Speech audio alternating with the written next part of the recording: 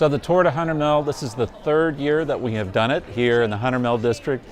It's not a race, but it's an opportunity for folks of all different bicycling abilities to participate in this bike ride and really to see Hunter Mill District from a bicyclist point of view.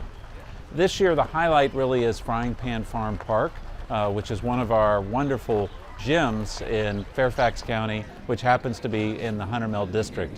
So as I mentioned before, this is a ride for all different abilities on the bicycle. We do have a family ride, and then we do have what is really an intermediate ride, the one that I'm going to be taking today, about 16 miles, and then a longer ride for some of the folks that are more ambitious. We have, again, people of all different abilities here, and we want to give everybody a chance to participate fully in this event.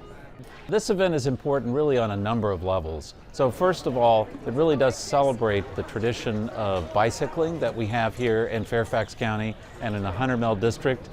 It's also a great reminder, reminding ourselves that yes, bicycling is an option. It's good not only for the folks that bicycle, but it's also good to remind people that are still driving in their cars that bicyclists are out there and we need to be aware of them.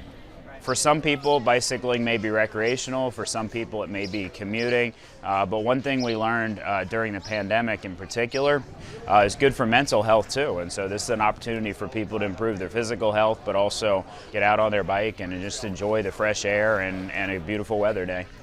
And really looking forward to a great ride this year and doing this again in the future.